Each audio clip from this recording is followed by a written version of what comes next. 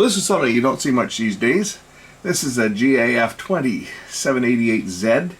This is a dual 8 movie projector that was brought to me to take a look at and see if I can see why it's not working. Just gotta figure out how to open this thing up. Somehow this cover pops off. There is a catch on here. It says lift it up and it should lift off just like that.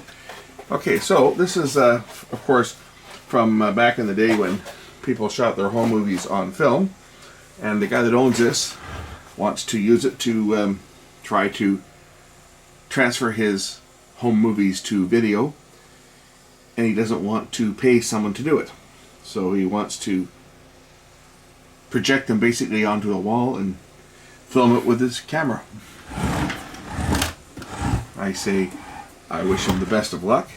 Quality wise, it's going to be a disappointment. I'm pretty certain it will be a disappointment quality wise, because, well, we all used to do it that way, right? We all used to transfer films either with a little light box or projection onto the wall, and the results will vary depending on many factors. The biggest factor, of course, is the shutter on the projector. Some projectors have a variable speed shutter, others do not. They just have a standard. They run at 16 or 18 frames per second, which of course does not translate well into 30 frames per second for television or 60 fields. I'm just looking to see how to open this thing up. There's got to be some screws in here somewhere to open this unit up. Ah, yes, there's a screw in the bottom. Let's remove this one. This will probably open this unit up.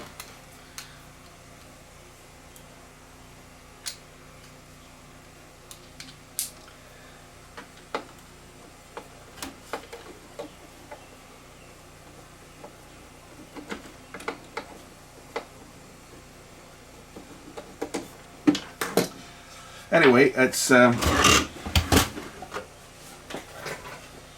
come down to, he has, I guess, got some films that go way back, and he doesn't want to pay anybody to transfer them over to video for him. He wants to do it himself. I was expecting this thing to have broken belt. Oh, here's a belt here. Where did this come from? Well, that would explain why it's not working. It's got a broken belt. This is not normal size, normal type belt either. This is one of these fiberglass and reinforced fabric belts. I would say good luck finding one of these. But this motor itself also is not turning very well. This belt went from the motor, the fan motor here. There's a belt that turns this pulley. This belt is what turned this other pulley, which has the shutter on it. And that shutter looks like it might also be, I don't know, look like it's broken. Let's take a look at the shutter. The shutter might be shot on this thing, so it might be in for finding another projector. But let's take a look at the shutter. It looks like there's a chunk missing out of one of the shutter blades.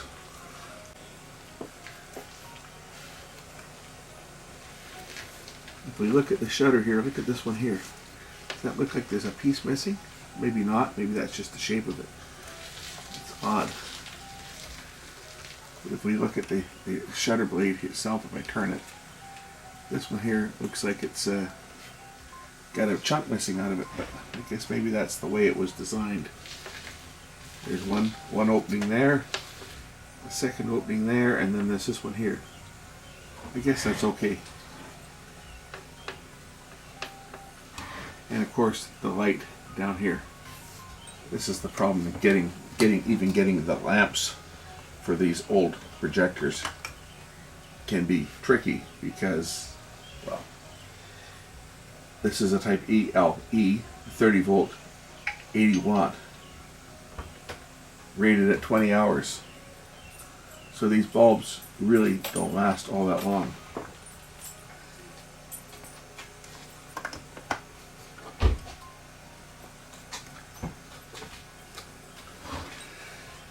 But first things first, we have to find a belt that will replace this one that is broken.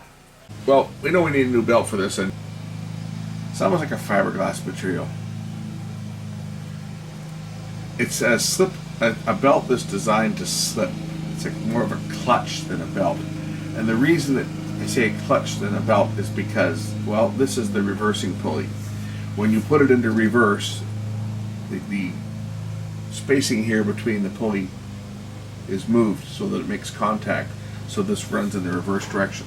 So for example, if I turn the control knob on the front to the different modes, you see there's play where it puts tension. This pulley tightens up, which would then turn this in the same direction as the motor is turning. When I go to the reverse mode, that way, that's that reverse. I think that's reverse there. There we go. Now you'll see that it turns the opposite direction. So the fan is running this direction to pull heat away from the motor and from the lamp. It draws fresh air in from the left to cool the lamp. And you'll see that the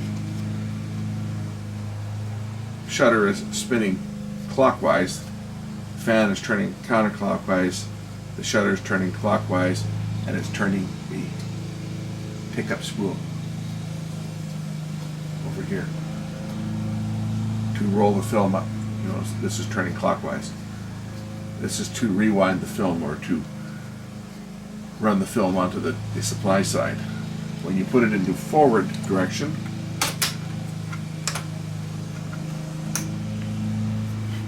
and the fan is turning, it would also then turn the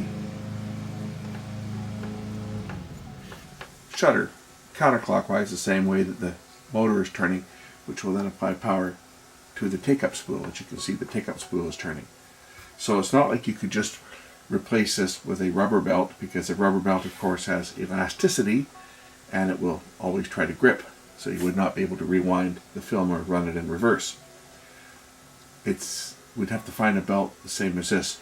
This is one that's designed so that it can slip, and that's the problem, is finding a belt like this. So unless a belt like this can be found, this old projector is not going to be repairable. I just figured I would share that with you guys. Thanks for watching.